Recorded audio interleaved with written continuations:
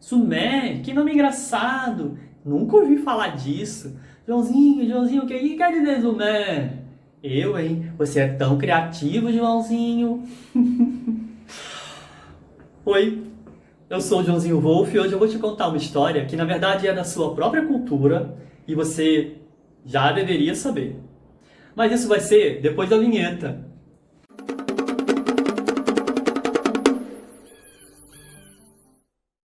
Olá, eu sou o Joãozinho Wolf, modelista de moda, biólogo, e hoje eu vou te contar uma história que é da sua própria cultura, você já deveria saber, mas isso vai ser depois de você dar o like e depois de você se inscrever no canal. Aí depois também você ativa o sininho, porque quando eu postar o vídeo, você já fica sabendo e você deixa para assistir mais tarde, sabe? Porque o material é bem interessante. Vamos lá para a história. Então, reza a lenda que aqui pelos litorais das Pindoramas havia um povo habitando, sempre muito ligados assim, ao mar e sempre observando muito o mar. E um dia eles observam que os ventos começam a ficar mais fortes e as nuvens começam a ficar mais pesadas e eles veem as nuvens trazendo uma figura que é um homem, um senhor, com as roupas compridas, cobrindo ele quase todo. E a barba e o cabelo eram compridos também, e a pele dele era branca, então ele não era daquele povo. O homem ele falava uma outra língua e passou pouco tempo, assim, ele começou já a assimilar o idioma das pessoas daqui, conseguiu já se comunicar. E em pouco tempo também ele conseguiu identificar quais plantas faziam bem e podia comer. E ele foi então se misturando à tribo, sabe? Ele foi aos poucos, né?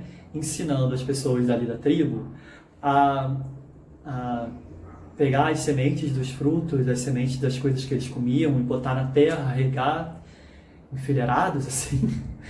E que dava para crescer essas coisas de novo, e aí a tribo não precisava ir à floresta pegar mais, precisava ir coletar da floresta, podia ali mesmo cultivar as coisas.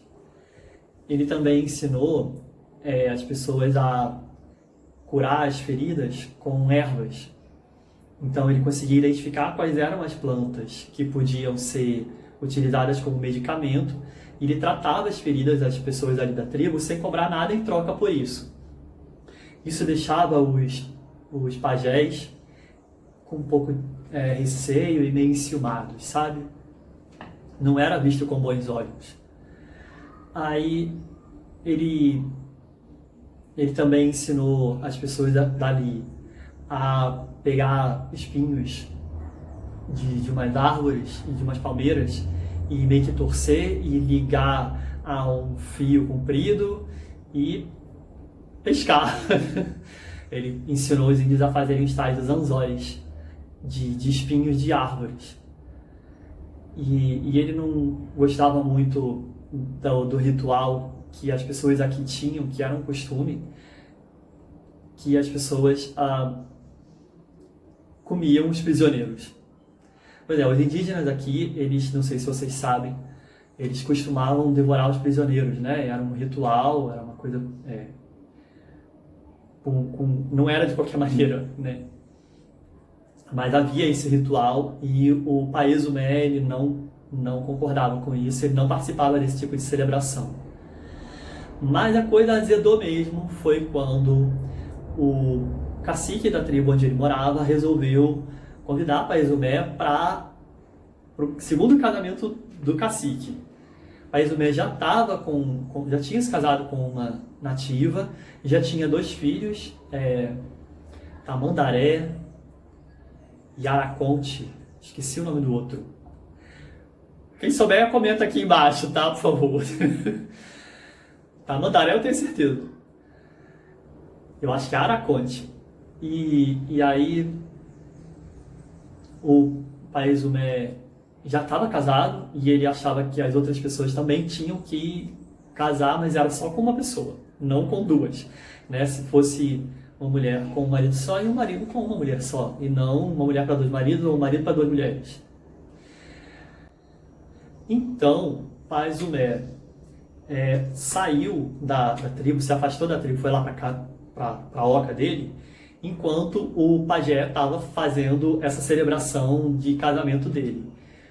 Quando ele estava fora e estava rolando essa festa toda, os pajés e o cacique se reuniram e conversaram sobre essa coisa do pai Zumé estar ofendendo a tribo, tratando as pessoas sem estar cobrando nada por isso, tentando mudar os costumes dele. E, na verdade, eles estavam muito desagradados com o pai Zumé porque ele estava trazendo umas novidades, estava meio que descaracterizando a cultura deles, sabe?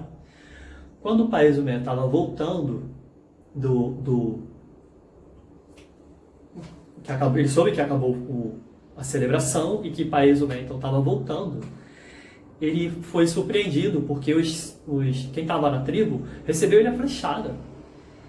E as flechas que pegaram nele, as coisas ficam estranhas, mas é a lenda. As flechas que pegaram nele, ele conseguiu tirar e elas não sangravam. E ele rapidamente conseguiu também pegar algumas ervas e tratar aquelas feridas. E as feridas fecharam, as feridas não sangravam e não infeccionaram nem nada. Pai Zumé fugiu para a floresta, mas ele foi perseguido. E aí essa história vai ficando cada vez mais diferente, dependendo da versão que você esteja lendo, que você esteja também acompanhando. Eu já ouvi essa história quando eu era criança, sabe? Eu vou contar isso, calma. Então, essa história chega num ponto que tem dois finais. Em um final, a tribo expulsou o pai Zumé de volta para o oceano e ele foi andando de costas, onde foi pego pelas nuvens e foi levado, o vento correu para a direção do mar, né? E ele foi levado de volta para as nuvens, foi levado para o oceano de volta. O final alternativo a esse é que ele se embrenhou na mata, a tribo não conseguiu acompanhar ele por muito tempo, porque ele foi em direção ao oeste, em direção às montanhas de longe, lá no oeste. E o que eu acho essa história interessante nesse sentido, esse segundo final, é que existe mesmo uma história de um pai Zumé lá em Tiahuanaco, que fica lá nos Andes, né? Então, e que fundou a cidade de Tiahuanaco foi o tal do pai Zumé. Então, é curioso que existam duas histórias diferentes sobre uma pessoa de fisionomia muito semelhante e que também tinha atitudes semelhantes, mas em culturas muito longe uma da outra. E o que eu acho tão interessante essa história para poder dar nome à minha marca com esse personagem. É assim, eu acho que às vezes uma pessoa de fora consegue ter uma opinião diferente que entra em conflito com os costumes de quem já está ali fazendo as coisas. Mas que no fim das contas, quando você vai avaliar de forma mais... Quando o tempo passa, quando você vai avaliar a história como um todo, na verdade você percebe que aquela pessoa, ela tinha razão, né? O pai também pode não ter razão sobre tudo, aliás, nem as pessoas que habitavam aqui a costa do Brasil tinham razão sobre tudo que faziam, mas a gente tem que dar ouvido à opinião diferente, especialmente se é alguém que já está nos trazendo coisas que são boas, né? Nesse sentido, eu acho interessante. Eu queria homenagear a cultura indígena que, apesar de não ser a minha cultura, é a minha ascendência, que eu também tenho, apesar de ser branco desse jeito, eu também tenho ascendência indígena, como a grande maioria dos brasileiros tem. Não estou querendo me privilegiar com isso, não. Eu acho que eu sou que nem a média dos brasileiros, que nossos antepassados foram massacrados ou assimilados, que é uma forma velada de se massacrar o povo e sua cultura. E eu quero homenagear esses meus antepassados e os atuais indígenas do Brasil. E também tem a ver com essa questão da sustentabilidade, que é uma coisa que a gente ouve falar pelo menos desde a década de 70, a gente ouve falar de sustentabilidade. Você parar para pensar, Dom João VI, que foi imperador de Portugal e imperador também, o Brasil era colônia de Portugal naquela época, né? Ele reflorestou o Parque Nacional da Tijuca. Então ele já estava falando de sustentabilidade naquela época, sabe? Falar de sustentabilidade não é nenhuma novidade. A questão é por que é que ninguém está dando ouvido, seriamente, levando a sério, quando a gente tenta conversar sobre sustentabilidade. É essa a questão. E eu acho que é aí que a figura de Paes-Mé pode entrar com uma forma mais representativa sobre essa questão toda. Acontece que eu ouvi essa história quando eu era criança. Ainda quando eu estava fazendo o ensino médio, eu acho. Eu esqueci o nome da professora agora. Eu acho que era Lúcia. Mas eu não tenho certeza. E ela contava de vez em quando, essa professora de português, ao invés de apenas dar aula de conteúdo, né, predicativos, pronomes, acho que ela adiantava a matéria. Então ela simplesmente sentava, fechava o livro e contava uma história para a gente. Eu ouvi muitas histórias dos gregos, né, muita mitologia grega. Eu ouvi muita mitologia brasileira por causa dessa professora. Aí de vez em quando eu lembro de uma história e fico assim, cara, que legal isso. Ela contou alguma coisa de Zaratustra também. Ela era o máximo. Adorava ela. Tô esquecendo o nome dela agora? Mas aí eu fui procurar em um livro lá na UFRN sobre nomes de indígenas para que eu desse nome à minha empresa, que fosse uma coisa nativo da terra, uma coisa mais nativo do que indígena não tem. É uma coisa que fosse bem daqui, sabe? Para estar ligado a essa questão da natureza mesmo do Brasil. E aí eu lembrei, eu vi de novo esse conto. Sim, por que eu fui procurar? Porque eu estava fazendo, parceria não, eu contratei uma empresa para fazer o nome da minha marca. A 59 mil, eu vou deixar o link da 59 mil também aqui, ou nos comentários, ou na descrição do vídeo, do site, e a equipe deles é muito boa, lá da UFRN. A 59 mil é jovem, mas muito boa. Então quem quiser, entre em contato direto com eles. Estava fazendo esse trabalho de levantar, criar um nome de marca, que fosse uma coisa muito pessoal, muito apropriado, né, para mim. E eles me recomendaram que eu fosse estudar um pouco mais sobre talvez lendas indígenas ou nomes indígenas. Eles também estudaram sobre isso e ficaram atentos a dar palpites, é claro, que eu sou uma metralhadora de palpites. E aí uma das ideias foi essa, eles avaliaram as alternativas, fizeram todos aqueles levantamentos, formulários, pesquisa de campo, né, para saber as opiniões das pessoas, e chegaram à conclusão de que Zumé realmente era a melhor alternativa. Ainda bem, porque eu estou muito feliz com esse nome. E aí tem essa questão. A Zumé, eu imagino que ela é uma marca, eu quero que ela seja uma marca que se questiona sobre os lugares comuns da moda que se diz sustentável. Né? Eu pego as roupas de grandes grifes, de grandes marcas, que estão dizendo assim, tem até na etiqueta, né? Peça ecológica, marca ecológica, como fala? Estação sustentável, tecido ecológico. Não é ecológico. Do que adianta você ter um algodão orgânico se você joga em cima dele um tingimento convencional? Do que adianta você ter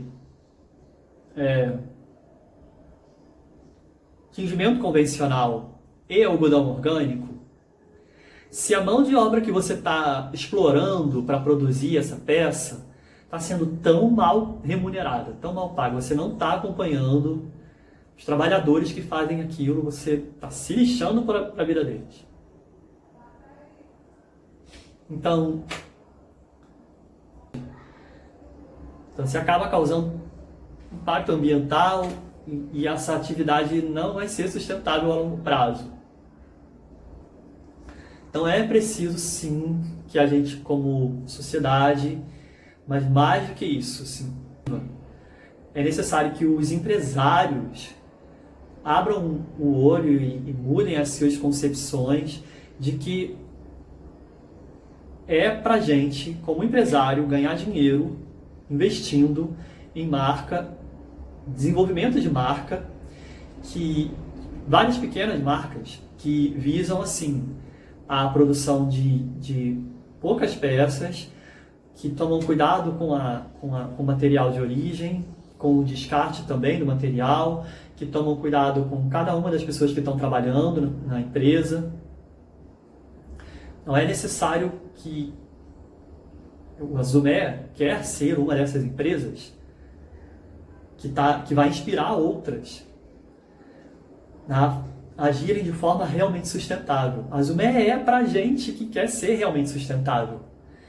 E essa é a tagline, né? Essa é a frasezinha de efeito que vem logo depois do nome. Azumé realmente sustentável. O RS que tem lá no Instagram é realmente sustentável. Tomara que eu tenha feito a minha ideia atingir os corações de vocês. Eu estou muito feliz de estar desenvolvendo isso tudo agora. Agora eu quero saber se, assim, uma coisa que eu realmente entro em dúvida e fico divagando sobre isso.